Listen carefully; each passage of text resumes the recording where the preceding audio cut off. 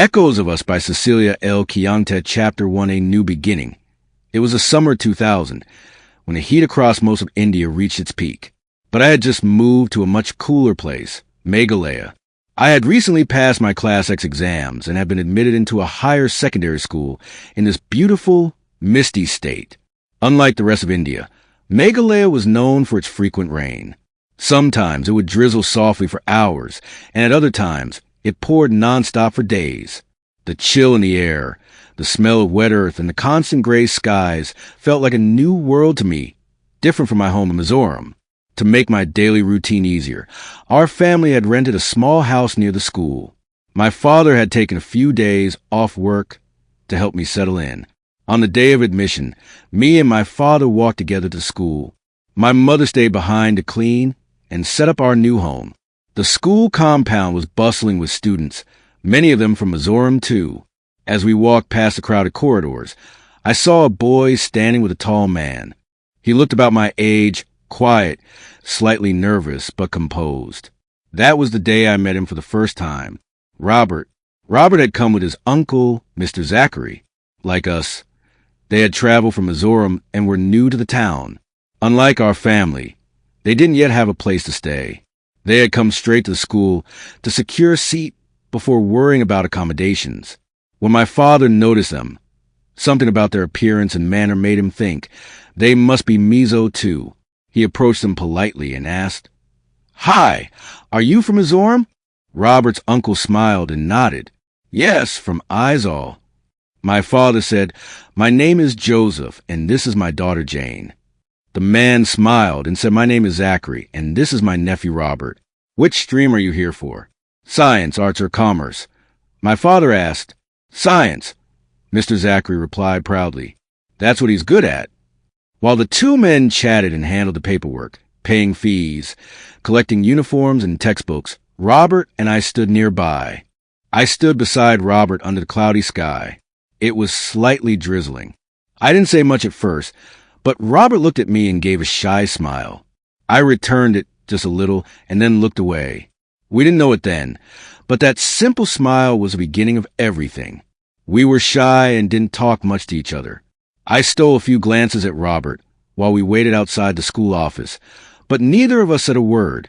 The rain had slowed to a mist, and the cool breeze made me pull my shawl a little tighter. Robert stood quietly beside his uncle, his hands tucked into his jacket pockets. After everything was done, the admission form submitted, the fees paid, and uniforms collected, my father turned to Mr. Zachary and said, "You don't have a place to stay tonight, right?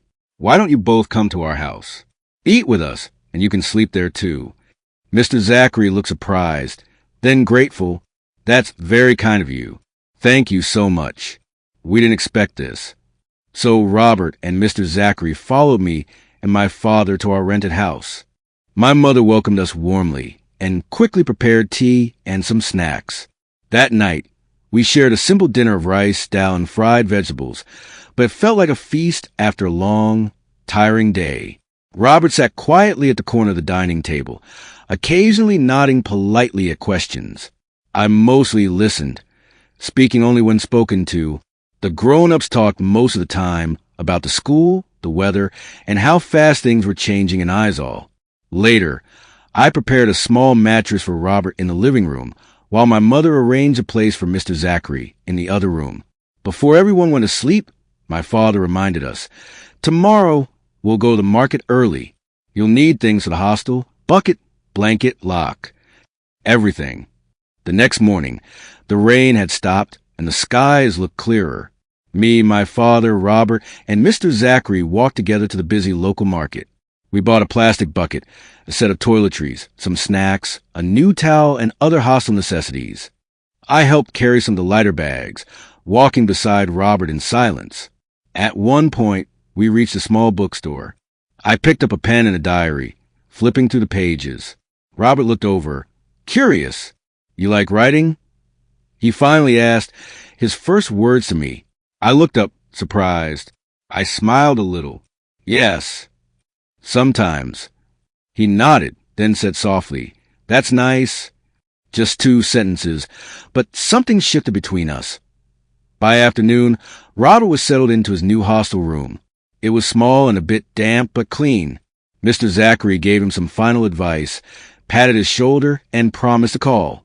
That evening, we all returned to the house one last time before Mr. Zachary left. There were only two options for travel back to Mizoram, a sumo or the Mizoram State Transport bus. He said he would take whichever had a seat available. As night fell, Mr. Zachary boarded the MSD bus, waving goodbye with a tired smile. Me and my parents stood at the side of the road, watching the headlights disappear into the rainy night. Back home, everything felt a little quieter. In my small room, I looked out the window at the dripping eaves. I touched the edge of my new diary, and somewhere deep inside my heart, I felt something new beginning. The next day was the first day of school. I don't know why, but I couldn't wait to go. Maybe it was the excitement of starting something new. Maybe it was him, Robert, his soothing voice, his calm face, the way he spoke so gently, even in those few words. I shook my head and scolded myself. Stop it. It was a hopeless thought. A boy like him. He was too good for me.